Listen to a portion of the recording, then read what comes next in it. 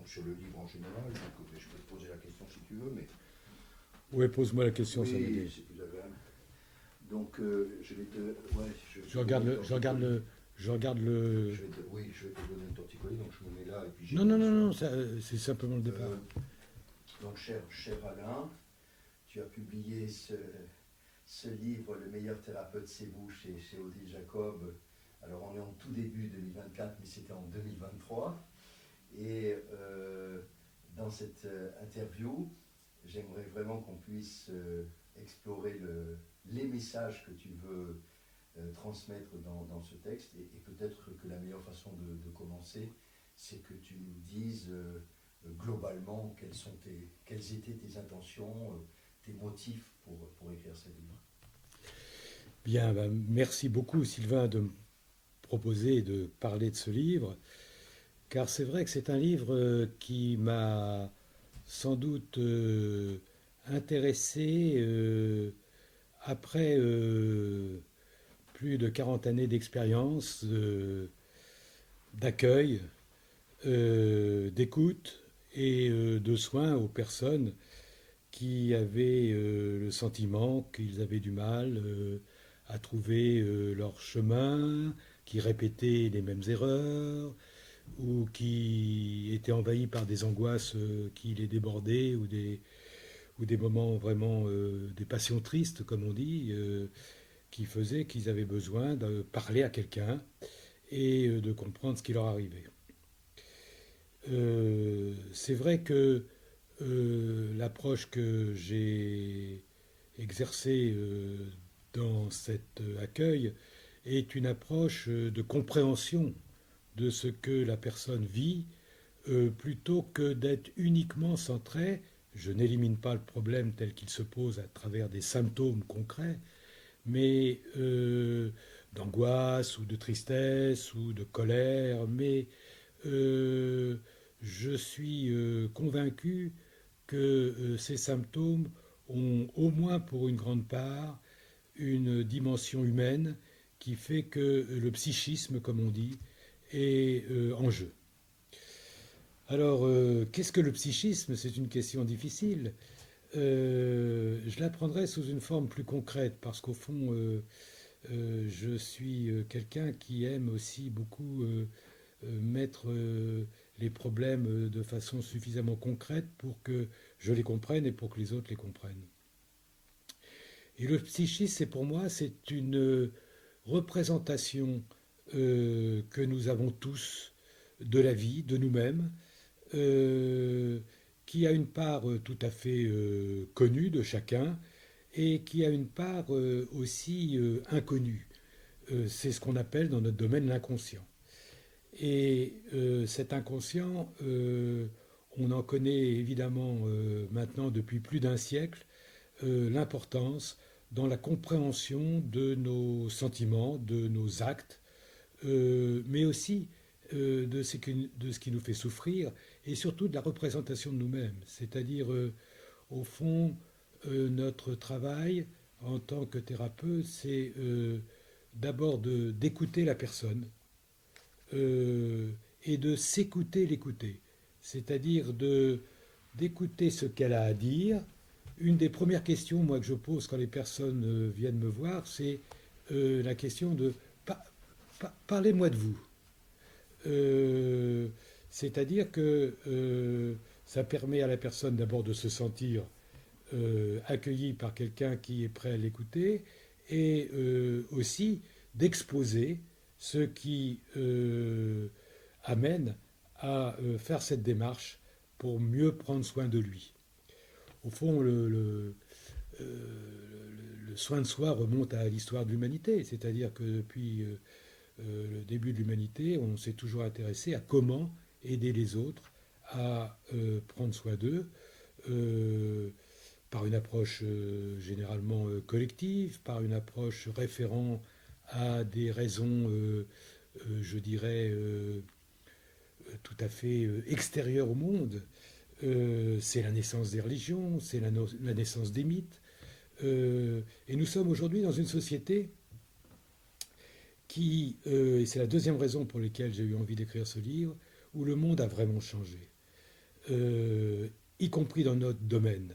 C'est-à-dire que nous sommes dans un monde où l'individu est reconnu comme ayant un pouvoir propre sur lui-même et sur les autres, et que cette reconnaissance de l'individu, que l'on peut évidemment désigner sous le thème d'une personne ou d'un sujet, ce qui est en effet une façon un peu différente d'ailleurs de dire les choses, eh bien l'individu a la possibilité aujourd'hui, de façon étonnante d'ailleurs, d'avoir énormément de moyens de pouvoir prendre soin de lui. Et que ces moyens, il faut qu'il puisse les connaître et surtout faire le choix de ce qui lui convient le mieux. Euh, alors, je crois que l'expérience a amené que depuis, au fond, là, pas très longtemps, 10, 15, 20 ans maximum, euh, les personnes qui viennent me voir, à qui je propose un traitement tel que moi je le peux le proposer, euh, ont aussi une démarche personnelle avec d'autres moyens.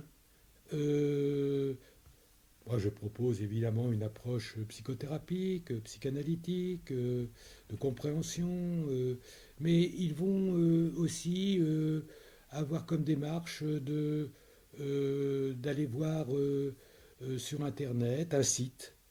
Et ça, c'est quelque chose de nouveau. C'est-à-dire qu'il y a un accès à la possibilité de se sentir soi-même, disons, acteur des soins qu'on se donne, est quelque chose qui est devenu vraiment accessible, parfois trop, parce qu'il y a évidemment des charlatans qui en profitent, euh, et il y a aussi des erreurs de ne pas, euh, par peur, par angoisse, par gêne, par disons, timidité sur son intimité, d'aller voir quelqu'un pour être aidé.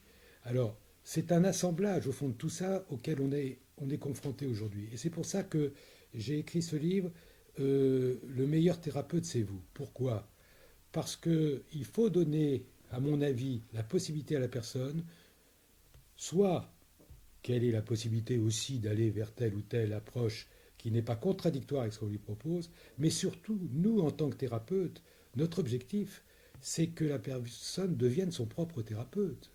C'est-à-dire que ça peut prendre beaucoup de temps, mais par identification, comme on dit, c'est une démarche qui fait que, au fond, si on avait à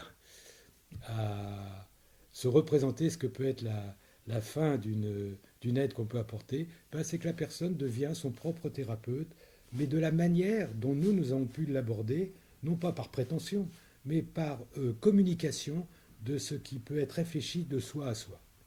Alors voilà pourquoi j'ai écrit ce livre, et je l'ai écrit au fond en deux parties, une partie qui aborde tous les moyens que, au fond, auxquels la personne peut accéder sans avoir besoin d'un thérapeute. Si cela lui suffit, très bien. Si cela ne lui suffit pas, il ne s'agit pas de dénier la réalité. Ça existe. Mais si ça ne lui suffit pas, vraiment, la question alors est de savoir comment être un bon thérapeute. Et ça, j'ai essayé de transmettre mon expérience. Alors j'ai quelques repères sur la manière dont je pense qu'on peut être un meilleur thérapeute, ou le meilleur possible.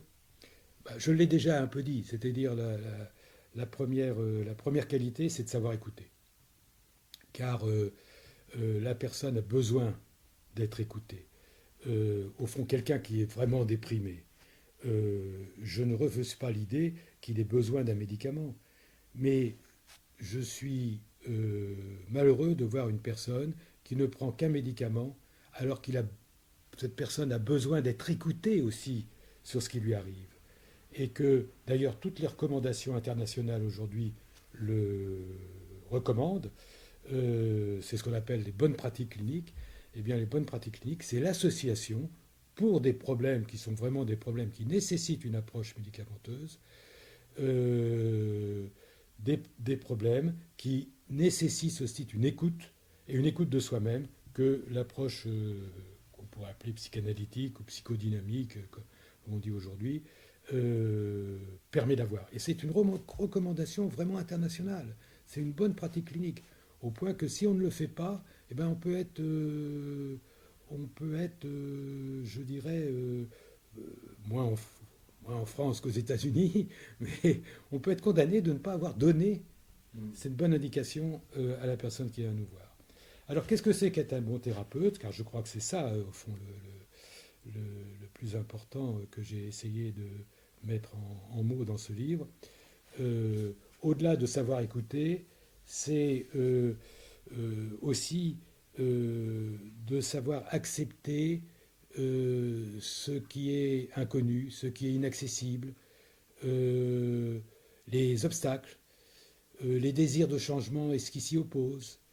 Et ça, c'est important de se dire que nous ne sommes pas tout-puissants, mais en même temps, nous avons la possibilité, par l'expérience, par nos connaissances aussi universitaires, par ce qui a été au fond euh, sans doute à l'origine de ce qui nous a amené à souhaiter aider les autres, il y a évidemment des moyens que nous pouvons utiliser et qu'il faut savoir utiliser. Alors dans l'approche que je pratique, là, une première question que je pose, c'est au fond, qu'est-ce que vous aimeriez voir changer en vous?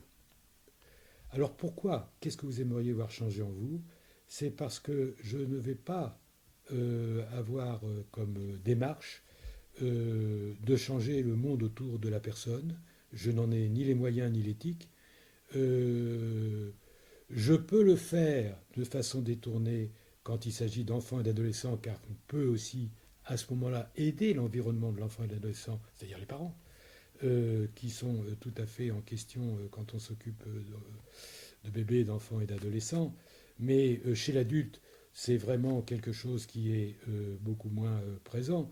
On va surtout essayer de changer la représentation qu'a le sujet de ce monde qui l'entoure et de sa manière d'accéder à ce monde qui l'entoure. Donc l'idée de changement est un objectif premier. Euh, à cet objectif premier, il faut associer le fait que la psychanalyse, et Freud, son, son créateur de cette formidable connaissance humaine, a appris qu'il y avait des résistances au changement, et des résistances parfois stupéfiantes.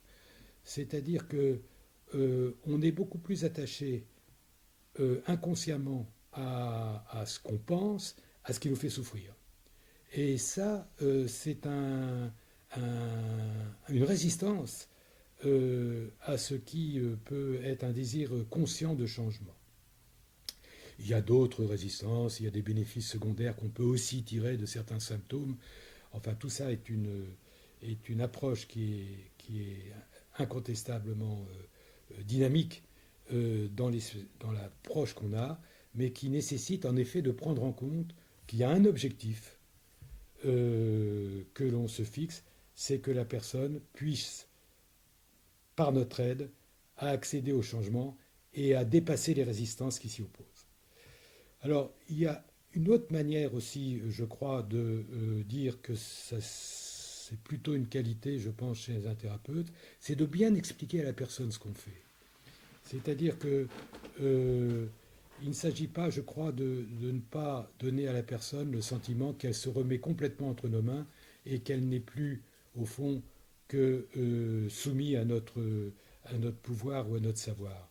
Je crois qu'il faut lui expliquer la méthode pour que, simplement, concrètement, pour lui dire voilà comment moi je vais vous proposer, c'est de comprendre ce qui vous arrive, comprendre qu'est-ce qui s'oppose à ce que vous pourriez peut-être mieux vivre, et en particulier se reposer sur ce qui a pu s'accumuler dans l'histoire du sujet, sur ses difficultés. Et ça, c'est notre méthode, je dirais, clé. Mais il faut l'expliquer à la personne. Et puis, il faut lui dire qu'il y a quand même une méthode qui est d'accéder peut-être à ce qui est plus inconscient en elle, qui est de se laisser aller à dire ce qui vient, d'être dans un récit de ce qui se passe pour elle, le plus possible, comme on utilise le rêve pour l'interpréter, eh bien, on utilise la parole dans ces associations pour voir dans quelles associations, parfois, il y a une surprise qui surgit, ou tout à coup un arrêt qui a du sens parce que c'est ce qui, justement, est source de souffrance ou d'angoisse. Il y a également, je crois, pour être bon thérapeute, l'intérêt de créer ce qu'on appelle aujourd'hui une certaine empathie. C'est-à-dire, on a beaucoup parlé dans notre domaine de neutralité, alors bienveillante, mais enfin, je crois que cette neutralité, elle a peut-être été par certains trop, disons, devenue une sorte de truc. Je crois qu'il faut être empathique. Alors qu'est-ce que c'est qu'être empathique dans notre domaine? Ben, c'est de savoir se mettre à la place de l'autre tout en restant soi-même. Pourquoi? Parce qu'en restant soi-même, on montre que le rapport à l'autre est un rapport intersubjectif qui fait qu'aujourd'hui, on peut travailler sur une complémentarité entre un intérêt pour l'autre et la persistance de ce qu'on est sans perdre son identité. C'est ça l'intersubjectivité au fond. C'est pas se mettre à la place de l'autre pour être comme vous, c'est être dans une position où on s'intéresse à la manière dont l'autre est, mais en restant soi pour qu'il puisse s'identifier à vous et s'identifier au travail qu'on lui propose. Alors ça, c'est pas très compliqué au fond, mais il faut quand même avoir cet objectif-là. Et puis, je crois qu'il y a aussi quelque chose qu'il faut prendre en compte pour être un bon thérapeute. Il faut marcher au pas du patient. C'est-à-dire, il ne faut pas aller trop vite, il ne faut pas aller trop lentement, il faut suivre le pas. C'est Freud qui l'a dit d'ailleurs. Et dans un article qu'il a écrit sur la technique psychanalytique, il a dit les patients ils disent mais combien de temps ça va durer? C'est une question qui nous est souvent posée. Et je crois que c'est une question qui a du sens. C'est-à-dire que. Antoine.Perrier ou Antoine Perrier. Attends, je vais éteindre une seconde. Attends, j'éteins. Il me rappelle. Continue Oui. tranquillement, comme ça, j'enlèverai le morceau. Voilà. Et Tranquillement, puis je te poserai deux questions. voilà. Suis ton fil tranquillement. Oui. Et donc, marcher au pas du patient, c'est de faire en sorte que, au fond, on l'accompagne dans ce qui est ce mouvement de désir de changement et de résistance à ce changement qui l'habite plus ou moins consciemment et aussi assez inconsciemment. Et puis j'insiste peut-être sur un point qui paraît une banalité, mais qui me paraît assez important. Je crois beaucoup à l'authenticité. C'est-à-dire qu'il est important pour un thérapeute d'être ce qu'il est. Il y a de multiples façons d'être thérapeute. Il n'y a pas... bon, il y a des mauvaises façons, bien sûr, mais d'être thérapeute. Je parlais tout à l'heure des charlatans qui croient qu'ils vont tout faire et tout réussir et qui vendent ça comme des charlatans. Mais je crois qu'il y a quand même incontestablement dans la relation humaine quelque chose qui passe. Alors ça, c'est mon expérience sans doute auprès des adolescents, parce que pas mal de... Antoine.Perrier ou Antoine Perrier. Allô Antoine, je peux te rappeler plus tard? Ok, à bientôt.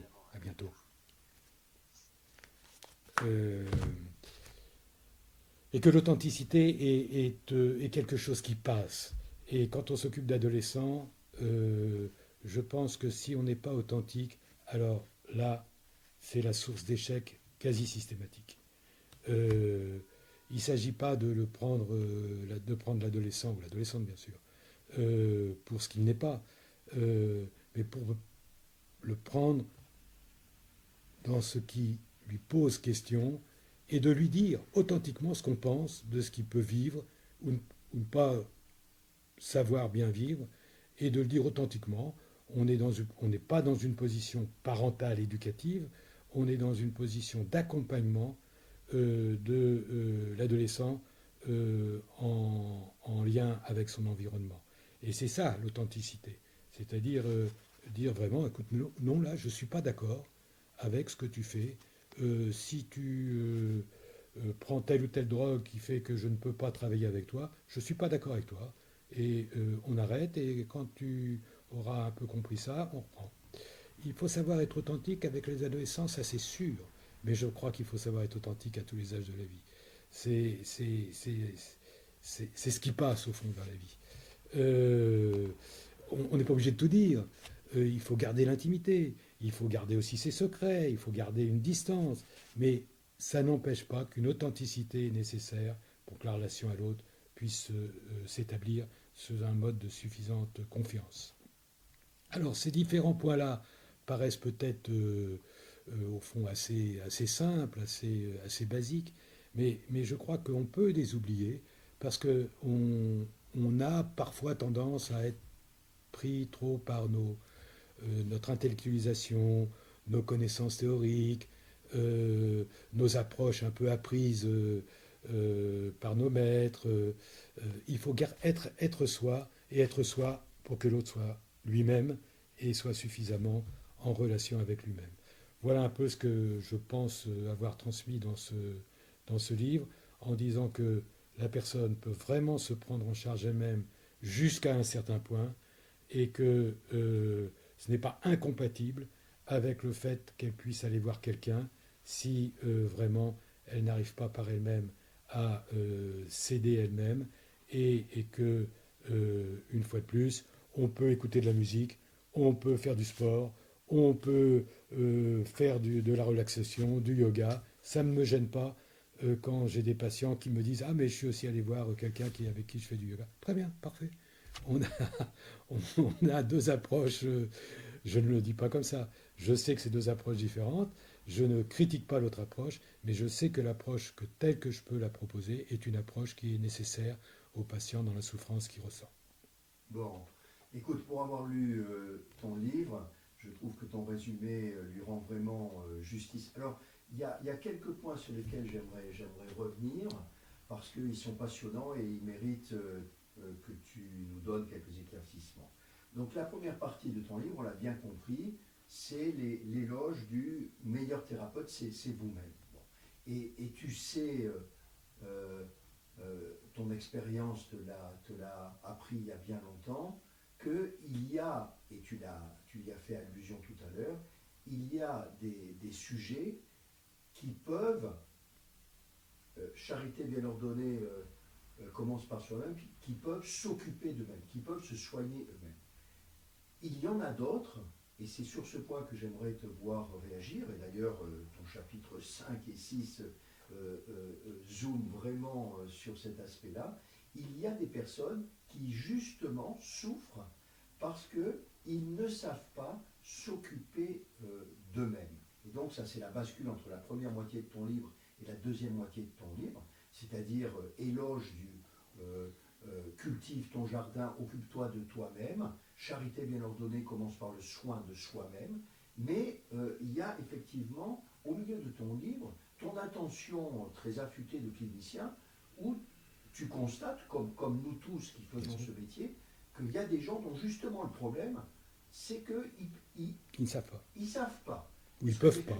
Ou ils ne peuvent pas. Ouais. Est-ce que tu pourrais en dire un peu plus sur cette variable finalement? C'est un terme un peu, peut-être un peu aseptisant de dire les choses après ton éloge de l'authenticité, mais comment en termes simples, toi tu qualifies justement cette souffrance du « je n'arrive pas à m'occuper de moi-même ». Oui.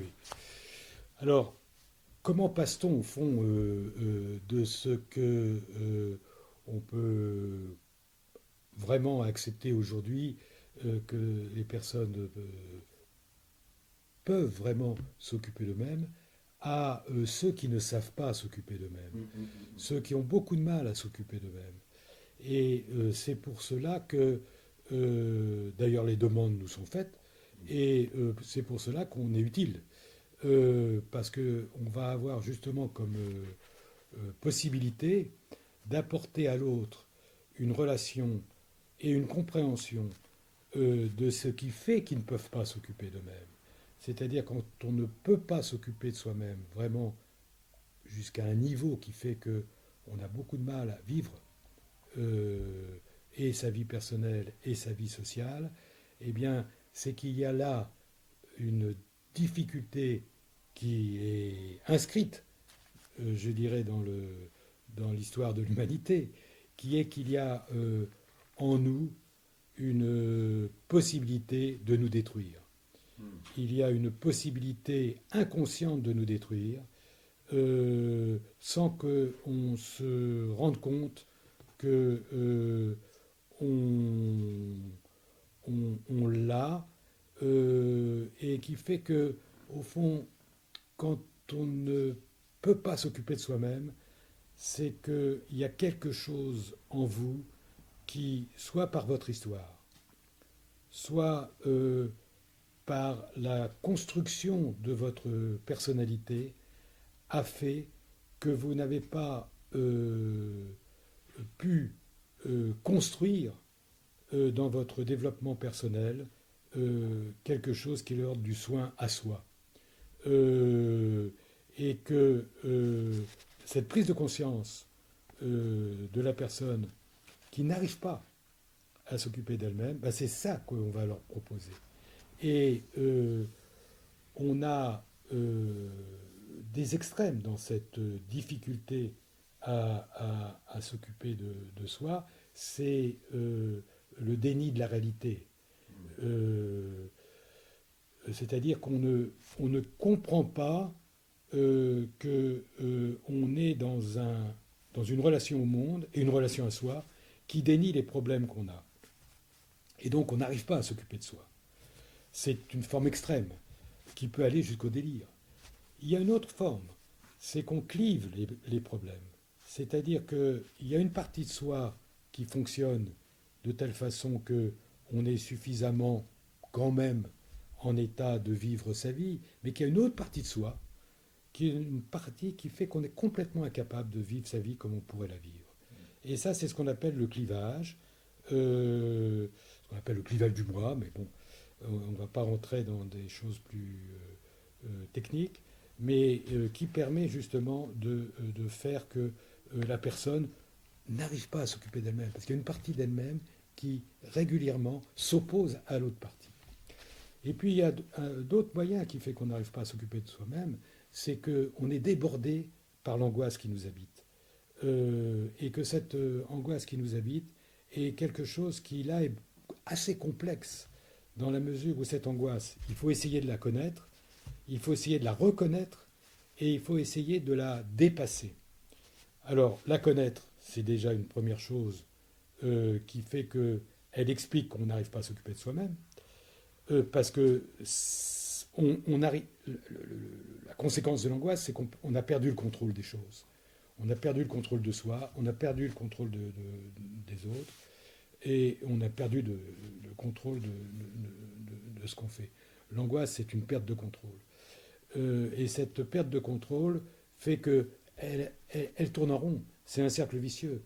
On perd le contrôle, on cherche le contrôle, on n'y arrive pas, on perd encore plus le contrôle. Et ce cercle vicieux a des raisons. Si c'était simplement un mécanisme, disons, extrêmement simpliste, on dirait, bon, bah, alors il suffit qu'on attaque ce mécanisme sous une forme médicamenteuse, par exemple, ou sous une forme qui fait qu'on décrit ce mécanisme et la personne, ça va aller mieux. Non, ça ne suffit pas. Il y a quelque chose qui fait qu'il y a des angoisses plus profondes qu'il faut savoir retrouver pour les dépasser, pour les élaborer et pour faire en sorte que, au moins, on les apaise. Il ne s'agit pas, une fois de plus, mes 40 ans ou plus de vie professionnelle m'ont appris que, au fond, il n'y avait pas de méthode miracle. Il n'y avait pas de thérapeute miracle. Et il n'y avait pas de patient miracle. C'est-à-dire qu'on n'est pas dans l'idéalité absolue de ce qui est chacun et de ce qu'il faut faire. On fait les choses de telle façon que la vie continue, et que la vie continue de telle façon qu'elle continue le mieux possible. Et c'est pour ça que dans la formation qu'on fait aux plus jeunes thérapeutes, on aborde une idée qui a été apportée par un autre psychanalyste que Freud, qui a dit, au fond, il faut savoir être une mère suffisamment bonne. Et une mère suffisamment bonne, c'est une mère qui prend soin de l'autre.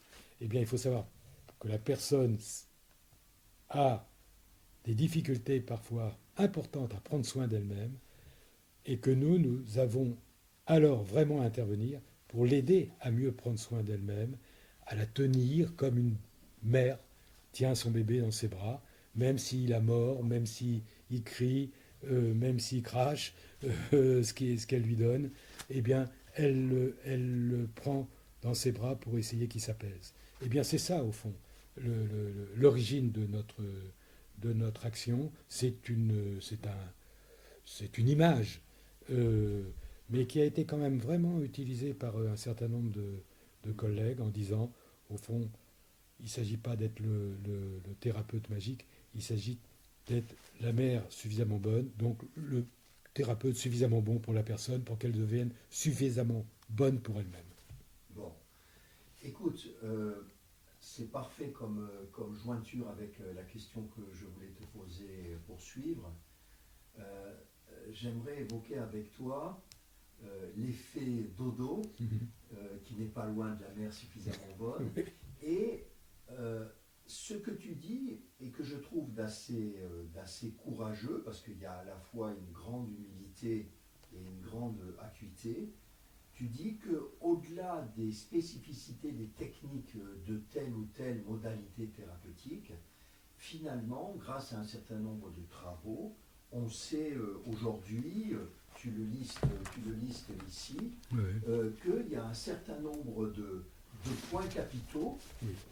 qui sont effectivement l'axe majeur du moteur psychothérapeutique. Exactement. Alors, dans cette liste, tu démarres par l'alliance thérapeutique, et c'est vrai que j'aimerais t'entendre sur cet effet dodo, sur ce territoire commun en dehors de toutes les croyances, j'oserais dire, propagandistes en faveur de telle ou telle chapelle, ce qui fait le moteur, le cœur vivant, le cœur battant Du thérapeute. du thérapeute. Est-ce que tu pourrais, et peut-être on s'en tiendra là, mais je pense que c'est important peut-être Que je dise ça aussi. que tu aboutisses à D'accord, ça. d'accord. Alors c'est vrai qu'à partir de cette expérience de plusieurs dizaines d'années, j'ai vu évoluer les possibilités qui étaient proposées par d'autres collègues avec d'autres approches. Je pense en particulier à l'approche cognitivo-comportementale, je pense à l'approche systémique du groupe familial, et puis il y en a d'autres, une approche de type ce qu'on appelle humaniste. Il n'y a pas que l'approche psychodynamique, psychanalytique pour aider les personnes. Je pense qu'elle a sa spécificité, je pense qu'elle a un noyau qui est commun, quels que soient les psychanalystes. Et puis après, chaque psychanalyste va avoir aussi une manière d'être ou des références différentes. Mais ce qui est intéressant, c'est que par rapport à l'approche analytique et les autres approches, c'est que les recherches ont montré qu'il y avait il y avait des points communs entre les différentes approches, qu'elles soient analytiques, cognitivo-comportementales, systémiques, corporelles, etc. Et au-delà des problèmes d'école, il y a un cœur commun qui fait qu'on peut être thérapeute avec évidemment des techniques différentes, mais qu'il y a quelque chose qui a un cœur commun. Alors, il repose sur quoi? Ben, il repose sur la possibilité de penser une alliance thérapeutique, c'est-à-dire une relation à l'autre qui est une relation d'alliance. Donc il y a quelque chose qui se noue, il y a un lien qui se noue, qui est marqué comme une alliance, et qui fait qu'il y ait la possibilité de ne pas être d'accord tout en gardant cette alliance pour aller vers un but tel qu'on se le fixe en commun avec le patient. Ça, c'est commun aux différentes approches. Il y a aussi la motivation et la détermination de pouvoir aller vers un but tel qu'on se le fixe en commun avec le patient. Ça, c'est commun aux différentes approches. Il y a aussi la motivation et la détermination de pouvoir aller vers un but tel qu'on se le fixe en commun avec le patient. Ça, c'est commun aux différentes approches. Il y a aussi la motivation et la détermination de pouvoir aller vers un but tel qu'on se le fixe en commun avec le patient. Ça, c'est commun aux différentes approches. Il y a aussi du patient à s'engager. C'est-à-dire que si on a une trop grande difficulté par rapport à certains patients à s'engager, faut savoir prendre son temps, il faut savoir le prendre de façon peut-être moins continue comme on le fait dans une thérapie, quelle qu'elle soit. Et ça, c'est un point important. Dans une démarche de thérapie, il faut aussi qu'il y ait un certain engagement du patient, qui peut être source de contradictions et de difficultés.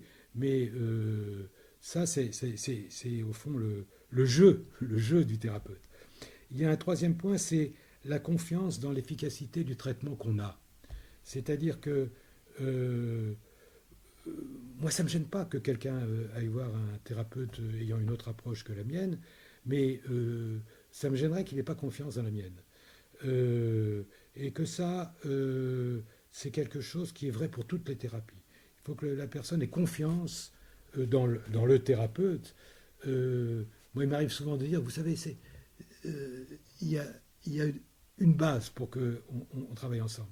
La première, c'est que vous en ayez quand même le souhait. Et la deuxième, c'est que je vous convienne.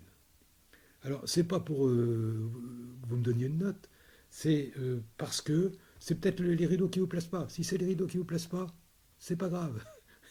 Allez voir quelqu'un d'autre. Je crois qu'il y a quelque chose qui est de l'ordre d'une sorte d'intuition humaine qui fait qu'on se sent plutôt bien avec quelqu'un ou avec quelqu'un d'autre. Et c'est vrai pour tous les thérapeutes, ça. Et puis, il y a un dernier point qui est que, au fond, on doit aussi être cohérent avec sa propre technique. C'est-à-dire, il ne s'agit pas de tout faire. On ne peut pas tout faire. Parce que, pourquoi ? Parce que si on veut tout faire, on veut être à la fois... c'est un peu une mode actuellement, ce qu'on appelle la thérapie intégrative. On veut tout faire, on veut faire un peu d'analyse, un peu de cognitivo-comportemental, un peu de relaxation, un peu d'humanisme, de thérapie humaniste. Je crois que disons, spontanément, on peut penser que ça serait bien, au fond, puisque toutes les thérapies peuvent aider. Mais au fond, c'est ne pas prendre en compte qu'il faut quand même qu'il y ait un cœur dans ce qu'on fait, qui correspond à ce qu'on propose et qui fait que la personne se retrouve dans l'autre, dans ce qu'il peut lui proposer. Bon, écoute, moi je pense que tu as vraiment rendu justice là à travers tes paroles C'est toi qui me fais. À ce livre. C'est toi mais peut-être que c'est bien qu'on se demande très tranquillement qu'est-ce que tu as mis d'important comme message là-dedans et qu'on n'aurait pas évoqué là jusqu'à présent. Est-ce qu'il y a quelques angles morts dans l'interview que tu viens de donner? Est-ce que tu verrais, que ce soit par rapport à la première partie, c'est-à-dire on est soi-même son thérapeute, ou dans la deuxième, c'est-à-dire comment est-ce que ça marche une thérapie bien tempérée, est-ce qu'il y a des choses que tu aimerais rajouter? Il y a peut-être le rapport entre le corps et l'esprit. Oui. Dans l'approche que l'on peut proposer, d'ailleurs, quelle que soit la méthode, il y a une question qui fait partie de notre humain, qui est que nous avons un corps et un esprit.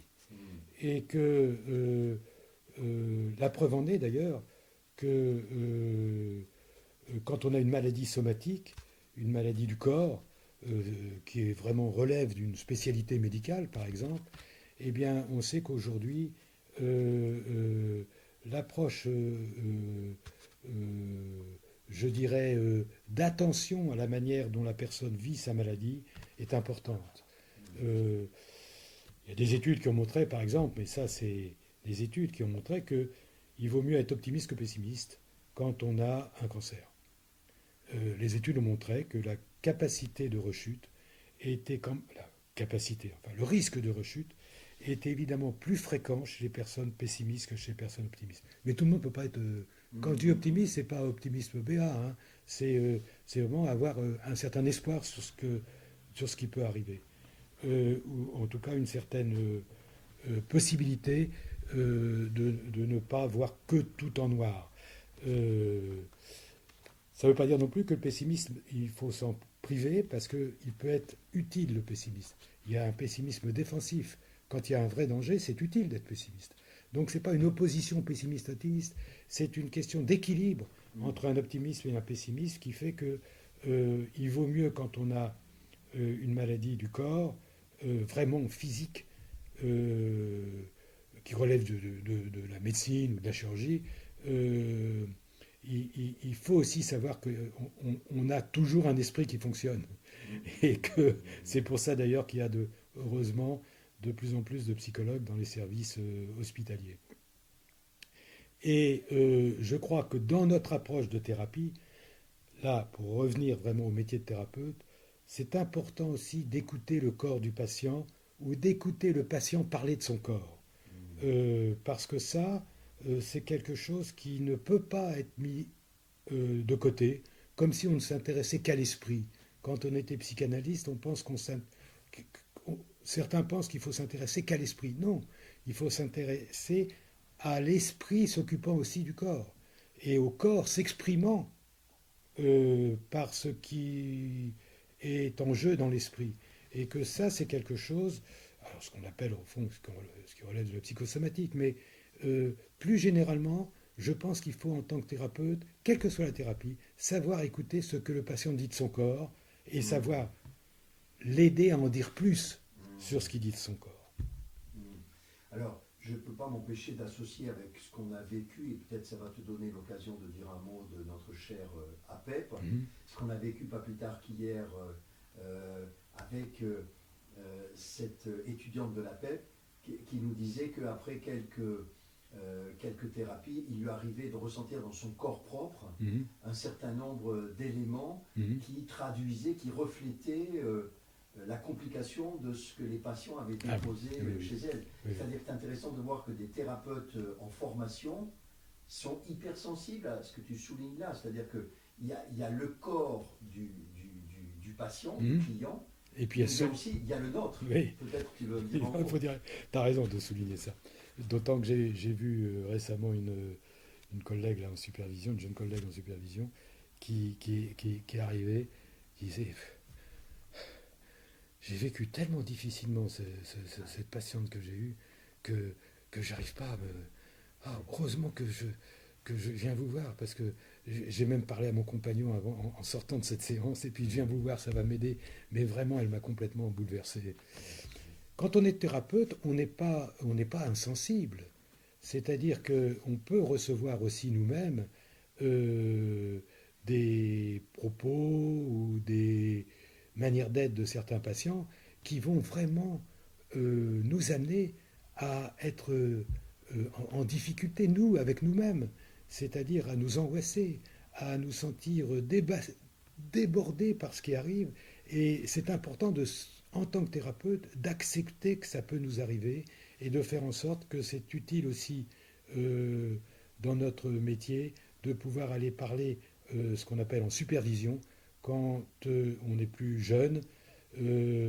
C'est utile ces supervisions parce que ça permet justement d'exprimer tout ce qui peut-être avec l'expérience vous déborde un peu moins, mais il y a des moments même quand on a beaucoup d'expérience qu'on peut être débordé soi-même par certaines séances avec certains patients. Bon, cher Alain, je te remercie infiniment. C'est moi qui te remercie, attends. Et de cette interview, qui, j'en suis sûr, sera consultée écoute, j'espère. Sur Internet et appréciée. J'espère, écoute, c'est vachement sympa.